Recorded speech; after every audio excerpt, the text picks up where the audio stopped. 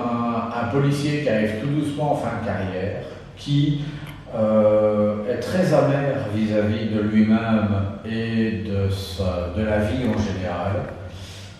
Et c'est quelqu'un qui a fait des mauvais choix dans la vie, mais qui les assume complètement. Un mauvais choix parce que quand l'opportunité s'est présentée d'avoir à un moment une meilleure vie, ben c'est tentant, mais vous vous dites qu'il y a un bon coup à faire et personne ne le saura. Mais ce genre de choses finit toujours par se réveiller, par se révéler. Et puis, mauvais choix de vie personnelle et autres. C'est un peu un grand ras-le-bol et une grande amertume. Ce qui fait que le personnage est à la fois très détestable parce qu'il a de mauvais réflexes pour quelqu'un, un lecteur normal, mais reste aussi très humain parce qu'il est justement rempli de ces contradictions qui font petit village, petite mentalité, il est de l'extérieur, il a fait ses preuves, et puis après 10 ans, 15 ans, 20 ans sur place, ben, vous faites partie des meubles, et c'est un policier, il représente l'ordre, il est gentil, c'est un bon voisin. Maintenant, quand vous connaissez quelqu'un, vous n'avez que l'image qu'il donne à l'extérieur ou l'image que vous faites de lui. Vous ne savez pas ce qu'il y a entre les quatre murs de sa maison ou ce qui fait son quotidien. On va un matin découvrir un corps dans une clairière, et ce corps, en fait, c'est l'épouse de Guillaume Lavallée.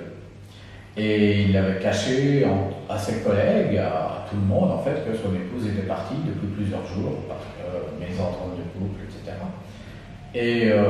Et donc, du coup, je veux dire, ça va aussi... c'est ce dont on dit au départ qui va faire de lui le coupable idéal et surtout le suspect idéal. Ce qui est logique parce que bien souvent dans les problèmes, quand dans un couple il y en a un des deux qui meurt, c'est souvent le conjoint ou la conjointe qui est coupable. Et là où l'histoire prend une dimension autre, c'est qu'en dessous du corps de l'épouse de Guillaume Lavallée, on va trouver un autre corps qui est beaucoup plus ancien. Et on va se rendre compte dans l'histoire que ce corps a une histoire par rapport à Vresse, et surtout qu'il y a une histoire par rapport à Guillaume Lavallée. Et donc, tout le livre tient sur la relation en fait, de Guillaume Lavallée, sur son histoire en tant que flic, sur ses histoires de village, et c'est plus, selon moi, une histoire d'homme, de ressenti, d'émotion, un peu de souvenir, toute sa légende, un peu comme des légendes urbaines, à part que là on est dans un milieu de forêt, et plutôt qu'une histoire policière classique à énigme et à rebondissement, je veux dire, de course. C'est plus une histoire d'homme qu'une histoire de policière classique.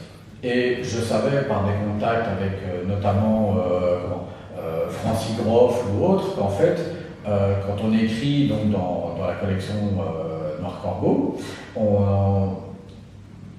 on doit créer un personnage qui peut vivre d'autres aventures. Et j'avais le choix en fait avec Guillaume Lavallée parce que c'est le personnage principal du livre, mais il y avait d'autres personnages autour. Mais Guillaume Lavallée reste pour moi un personnage super attachant. Et j'avais dans l'idée déjà au moins une deuxième histoire, qui sortira d'ailleurs en fin septembre 2021.